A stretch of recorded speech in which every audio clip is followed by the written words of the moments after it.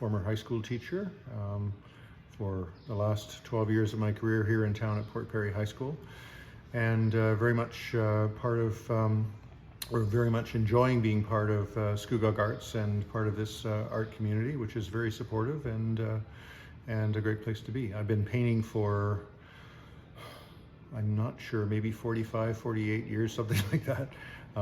But abstraction has always been a major interest of mine ever since I was young. And so I've continued to fulfill that. Especially since I was able to retire from teaching, I kind of picked up where I left off. During the time that I was teaching, especially the last few years when I taught senior level English, there wasn't as much time to paint as there is now, so it's one of the great things that about my stage of life is that I get to paint every day, which is great. I was just thinking, Graham Coftree was an instructor at the Ontario College of Art, or what's now OCAD-U, and somebody asked him once what his best painting was, and he said the next one. And it's a little bit like that for me always. I'm very excited about what's coming next and what I'm learning as I go along in the process. My work tends to go back and forth between stuff which is organically based, biomorphic, anthropomorphic forms, and also things that are like old structures, bits of architectural fragment, things that maybe look like old texts or old bits of parchment text, that sort of thing. So one of the things that's happened in my work over the last few years is that both of those things, the organic shapes and also the more minimal kinds of things that are heavily textured, have kind of started to come together in the work that I'm doing. So the stuff that I've got in here at the moment is often a combination of both of those things at once. So that's kind of what I do. I'm looking at where we are.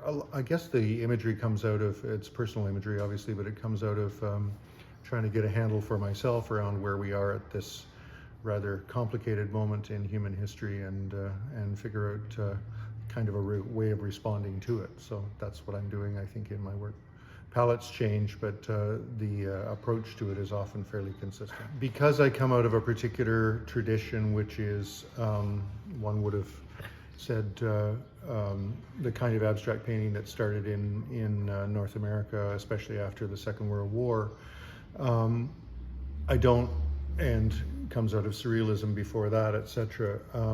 I don't pre-plan what I'm doing. I start with a basic idea, and then the process begins, and I don't really know where it's going to go until it kind of reveals itself to me. So that's always a challenge, and that's one of the interesting, passionate, engaging things about painting, for me anyway, has been always. So that's always a challenge. You never quite know whether the thing's going to work or not, and sometimes it does, and sometimes you get very close to the edge and then realize it isn't going to work, and there's all of that. So it's kind of an interesting process, and certainly a very engaging one for me. I have the luxury of time, and I have the privilege of my particular place in society at this point, which I'm very aware of, as many other people are not. But as much as is possible, to keep working at it, to continue to push through those areas and those times and those occasions when things are not easy for you, etc. I think it's also, I'm pretty old-fashioned in some ways. I like to draw a lot. I think that's really helpful, whether it's drawing from life or otherwise. But I think it's really important to continue to practice the craft. However it reveals itself for you, whether you're somebody involved in digital making at this point or whatever it happens to be. I think pushing it through to see where it's going to go is a really important aspect. Work on it as much as you have time to do in your life. A very wise person once told my other half, at a point when she was working a lot of hours doing a job in education, that carving out 10 minutes a day was really important, and that she used that 10 minutes a day to continue on into the kind of work that she does now as a writer. So I think it's important just to, whatever time and whatever amount of ability that you have, just to keep working at it. So this particular piece is one that is perhaps more based on some of the architectural elements than some of the others. There are other ones around the gallery that are a combination with more of the organic shapes, but it to me comes out of looking at, I'm always fascinated by curatorial practice.